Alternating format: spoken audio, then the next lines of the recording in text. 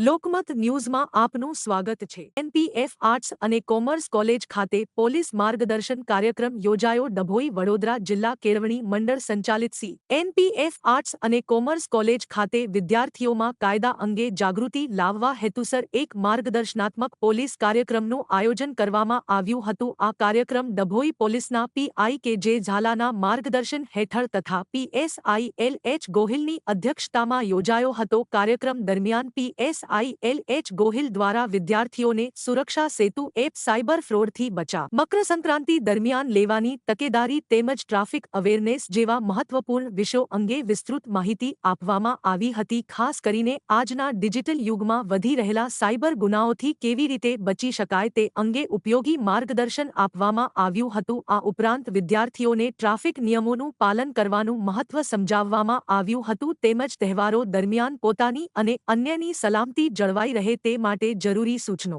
આપવામાં આવ્યા હતા। કાર્યક્રમના અંતે પ્રશ્નોત્તરી સત્ર યોજાઈ જેમાં વિદ્યાર્થીઓએ પોતાની શંકાઓ રજૂ કરી અને સંતોષકારક સમાધાન મેળવ્યું હતું। આજ રોજ ડભોઈ પોલીસ તરફથી ડભોઈ આર્ટ્સ કોલેજ ખાતે સાયબર અન્વેષણ તેમજ ટ્રાફિક અન્વેષણ તેમજ મકર સંક્રાંતિ નિમિત્તે જે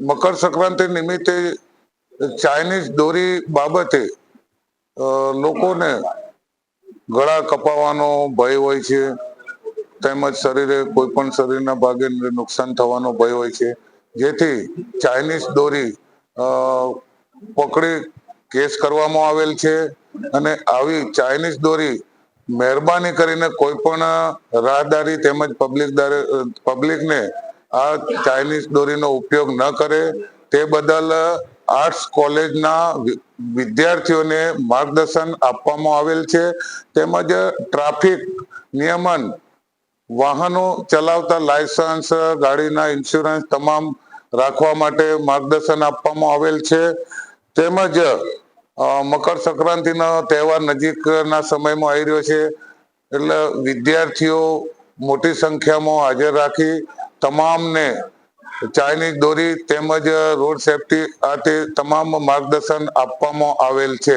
સાયબર ફ્રોડને લઈને જે મુદ્દાઓ જણાવવામાં આવ્યા છે, સાયબર ફ્રોડને લઈને જે અત્યારે સાયબર ફ્રોડ વધુ પ્રમાણમાં થઈ રહ્યો છે અને લોકોના પૈસા ફ્રોડ થાય છે, નીકળી જાય છે, એ બાબતે વિદ્યાર્થીઓને તમામ પ્રકારનું જ્ઞાન આપવામાં આવેલ છે।